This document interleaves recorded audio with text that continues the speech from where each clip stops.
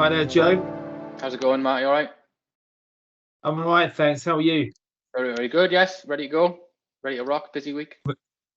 Ready to go? Busy week? Yeah. You're not swimming in the North Sea this week. I was on Sunday actually. Yes, Dan and I, who you know very well, we go for our dip every Sunday, and it's very refreshing. Keeps me going at work Jesus, every week. every week without fail. No full English for you. Just literally into the North Sea. That's it. Anyway, enough of breakfast chat. Thanks for taking the time. Obviously, we've known each other a while now, and worked together from a recruitment and client perspective, which is great. Just obviously, just to explain to everyone else, so obviously my name's Matt Stevenson. I run Platform 6, which is a Salesforce digital transformation, AI and ServiceNow business. Just tell everyone what you're doing currently, Joe. So I'm the VP of Talent at Fullcast, which is a SaaS company in the RevOps space. And we do sales territory management, capacity planning, and our product is for revenue generating teams across all of the United States and Canada. Okay. So, because obviously you worked in the quote to cash market for a long time, didn't you? So how is that different, or is that interlinked to that, or how does that? No, so the reason we've done it the way we have, and we've moved into the product side of things from consulting, is our team was all together in a previous consulting firm called Simplus, which obviously you worked with us, and we have what our CEO calls an entrepreneurial family, where there are several executives and then several members of leadership who are always going to work together. So when we left Simplus, our CEO and COO and other founders had already left and were in the process of acquiring another business. So in December, they acquired Fullcast with significant backing from our private equity backers of Simplus and other people in the market, and including their own their funds in the round as well. And then we're going to implant that same model, mostly around culture and growth and strategy, into Fullcast. So we, as soon as they had mentioned, do you want to come and work with us again? Obviously we said yes. I'd been with that team for about 6 years. So we went straight in there. So my role is very similar, but the kind of hires we are doing are maybe slightly different. Interesting. So how does that work where you're working with the same sort of people again? Obviously, is that, I don't know. That's an interesting thing for, I suppose they do it in sports teams maybe and stuff, but in that world, how does that come together? Well, it's very easy, because obviously you've worked with each other for so long through lots and lots of high pressure situations that when something comes up straight away, everybody who you're working with, we all know how the other one works, so you can get problem solved much quicker. And also, I feel way more open to putting my suggestions to a team of leaders who I know how they work versus something that's new. So I would argue that it's a really nice model to have, is to keep working with the same people. If you find people that you work with that's working and it's good for your business, try and keep a hold of them at all costs. Yeah, I suppose there's a level of trust there that just it's not like you need to work each other out, is it? It's you kind of know what their strengths are, I suppose. That's it. That's exactly right. It's like, as I've said, it's like an entrepreneurial family. We all know what each other's doing. We all like each other very much, which also really helps. And there's just a massive level of trust. I have an enormous amount of autonomy in my job, which is the most important thing for me. I like to be left alone to just produce. But I know that my boss, Isaac, if I need anything, I can go straight to him, and vice versa. If he needs something from me, he can be very honest and say, Joe, you're behind on this, or Joe, well done on this. And it just makes a huge amount of difference. I suppose as well, like, because geographically, obviously, are you going to need to go over to the States a lot, or? Yes, I go over about once a quarter, so I'll be there. I was there in December, and I'll be there again in a few weeks. And it's good because I still like to get the time with the team. And as you know, in hiring, if we're hiring somebody, our relationship does not end once we've hired them. We were the first people that most people speak to within the company, so we want to keep that going. So we'll do things like hub events and just have an involvement. And I'm going out to Seattle. We've hired a number of people there because that's where the original head office was, and I'll go and meet with them when I'm in town in a few weeks. Cool. Okay. Cool. And just sort of on the RevOps side, how do you see that whole sort of area evolving over the next couple of years? It's already a multi-billion-dollar industry, and it is fairly new. The term RevOps hasn't been around forever, but there are outlets who are predicting that RevOps will continue to grow, and we want to be the go-to partner for RevOps, and we're going to kind of grow in various different ways. So that the market opportunity is huge. It's very similar to something like an AI or machine learning, things that are very, very prevalent in the market right now. So we see a huge gap and a huge market opportunity. That's amazing. And so do you think, do you see similar sort of aspects then to obviously working at Simplus and how that started? And it's a business obviously I know well from a Platform 6 perspective, but do you see similarities with that? Not really, only with the team. Being the main difference is obviously that consulting to product. It's going to be a different adventure for the team, and I'm really excited about it. Great. Okay.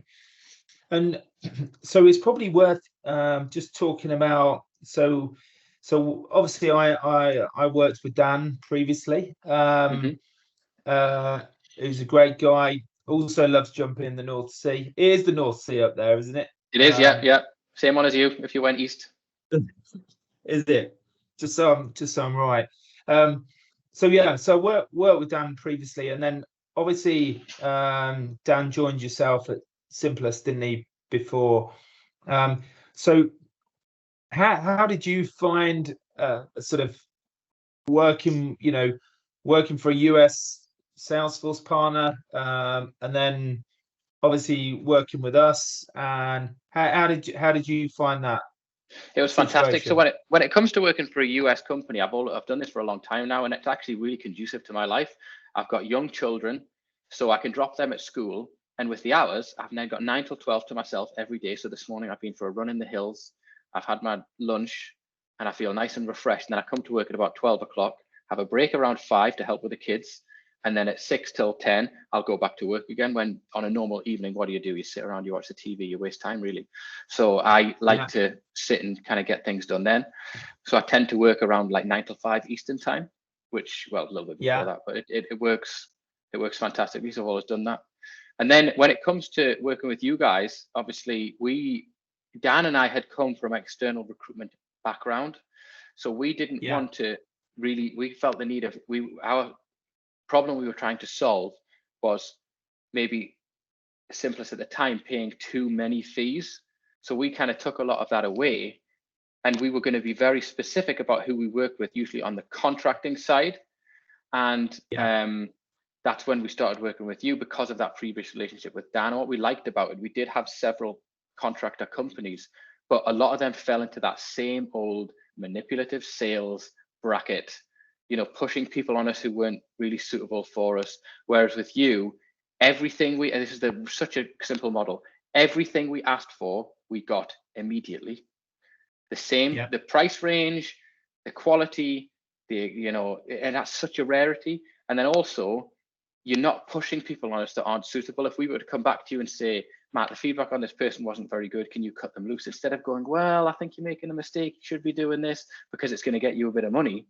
What you're actually doing was listening to what we were telling you and providing the goods. That's what you want. If any partner or SaaS product company or whatever is listening, the things you want as an internal recruiter from the people you work with, be it full-time fees or contracting, is low touch point, high quality, low volume. So you would send us maybe 3 people for one job, but those 3 people would all fit the exact job. Whereas what a lot of companies do, they'll sling 10 at you and are trying to get you to interview all 10, and 8 of them won't be anywhere close. So I think it's that low touch point, high quality, low volume, really specific of what you do. And you know the markets inside out. Obviously, you're working with Salesforce, ServiceNow, AI, and you know these markets. And that makes a huge difference here. I think people forget that recruitment's a strategy arm as well. You guys and me, we speak to candidates all day. You learn a lot about the landscape from speaking to people from within different businesses. So I think they could use recruitment firms in a lot of ways. And I do think a lot of recruitment's broken. I think there's a load of, it's a bit of a saturated market. So finding the right one is really key. And we felt that that's what we found with you. And to the point where we know that we're not hiring contractors right now, but when we do get to the stage of hiring contractors, you'll be the first person that we come to. Did you find from a time perspective then, because you'd have been a company that lots of people would have wanted to work for, and did you find that kind of just made your life simple? It was very, very easy. Yeah, it really did. And then things like if we would come back to a lot of recruitment companies, say you sent us somebody that was maybe a little bit too expensive, and we could say, Matt, could you work your rate on this one a little bit? A lot of companies go, no, we're fixed. This is what we do. You were always very, very flexible, and that's kind of got you more business. So by you maybe dropping a rate by $10 or whatever, right?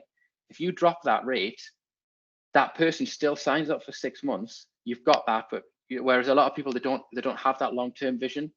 They go, oh, well, we're losing our bottom line rate now, but actually they're getting 0 because they're not making any flexible movement. Whereas you would say, oh, well, I'll make this drop. I'll take a little bit of a hit, but I'll still make enough to keep my business moving forward. And that was really important. So, do you, because obviously, as you quite rightly say, our specialism is in niche areas within Salesforce, ServiceNow, AI, and digital transformation as a whole, and that's it really. That's our go-to space. So, do you, because obviously you've worked in recruitment a long time, especially in tech recruitment, do you find that sort of niche type space that kind of what works for people in your view? I think if you go and hire a generalist who's done a bit of everything, you're not going to get what you need at all. You need to know the market. It takes time to understand it, and the more that you take on, the less quality you'll produce. So you want to have someone. If we'll work with people who want to have who have experience in the field that we need, and to get that, you've got to be a niche and specialist to be able to, because Salesforce, look at Salesforce, right?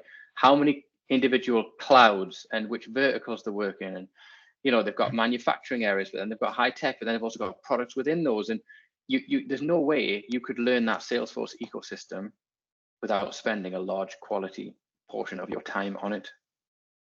And I suppose because we spent time in the States as well, didn't we? Meeting up at Dreamforce and also World Tours, and same thing happens certainly with clients in the ServiceNow space as well. So do you find that's also kind of a good thing for you, is just to be able to sort of catch up every now and again at these sort of big events? And I know you probably do that with everyone. I don't know, but I think getting some face-to-face time with people is good.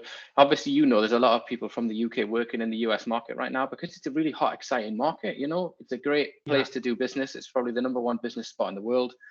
And obviously, if you're out and about there, it's really good to network and get to know people, because then you never know what's going to happen in the future. Obviously, you and I met at Dreamforce, but we weren't working together.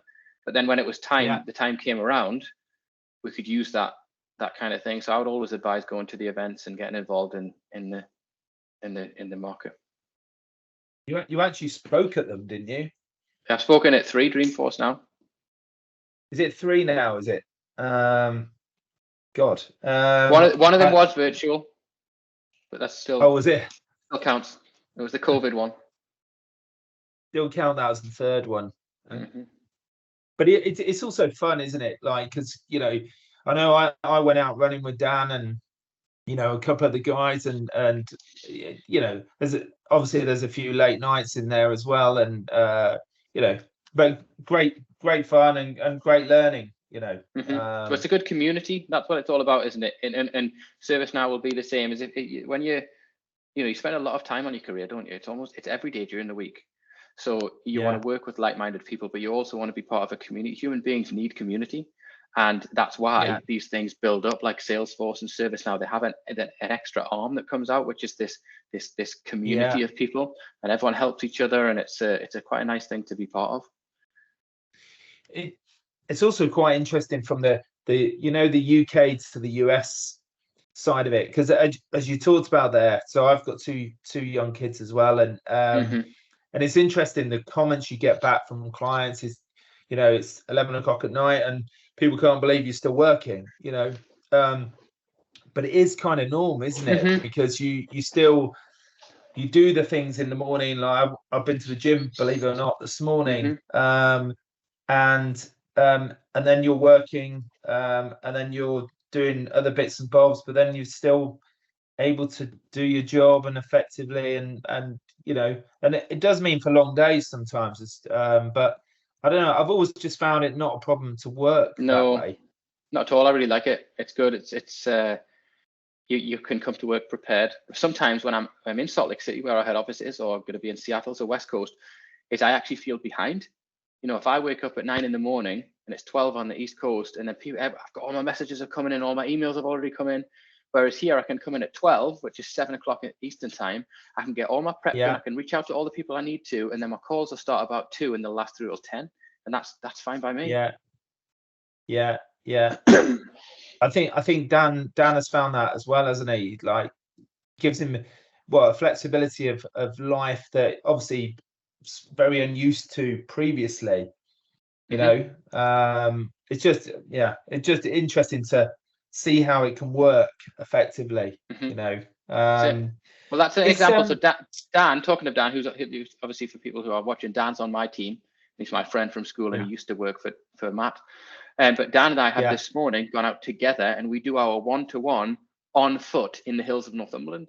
So we've done a hilly 10K this morning, had a nice breakfast together in a cafe, and then now we're both at work. So it's not, you couldn't do that otherwise. I couldn't do that at 6 in the morning. I've got 4 kids. Yeah, that's incredible. And Dan enjoys that, presumably. Mental, crazy. So just sort of on is there anything else that you'd look for from moving forwards, maybe a business like us, Platform 6, if you were going to sort of talk to someone else, another client, about where, why would you go and utilize that business? I know you've touched on it, but is there anything else that you'd look for? It's just, it's all the stuff that I've said. It's about that really low maintenance, low touch point, going and getting it, knowing that I can hand you something and say, I need this, and for you to inevitably produce exactly what's been asked. That is such in theory, such a basic thing that so many people get wrong. I saw a great interview. People have probably seen it, with Barack Obama, when he says about, he's being interviewed about what he looks for, and he says the number one thing is people who just get stuff done. Go and hand them something, they'll go away, I've got this, I'll figure it out. And that's what Platform 6 has provided, and it's what a lot of people don't provide. Yeah, that's interesting. Thanks, cheers for the feedback, by the way. Of course. Cool. All right, and sounds like an exciting time for you, Dan, and everyone else at going forwards then, in terms of Fullcast. And where do you see that business going? Because it's had a lot of investment, hasn't it? So we just want it. We don't really have an end point. It's more, we're all want to enjoy what we're doing at work every day, and we will continue to grow in lots of different ways. So it's going to be exciting. Yeah. Cool. Have you got a lot on your plate at the moment, or is it kind of early days in planning, or? It's a bit of everything. So obviously we're in that almost like a start. It's not quite a startup, but it's that kind of vibe where we're just putting everything in place. So there's a lot of stuff going on. We have done the bulk of our initial hiring, but we're expecting another group of hiring in the next kind of 2 or 3 months. Okay, cool. All right. Well, good luck with that, Joe. Thanks very much. And any questions for me, or? Not right now. I think you've covered kind of what you needed to for the most part. Cool. All right, brilliant. Well, thanks for taking the time. Appreciate it massively. Good luck with everything in Fullcast, and yeah, we'll catch up soon, mate. You got it. Have a good one. Take care. See ya. Bye. Bye.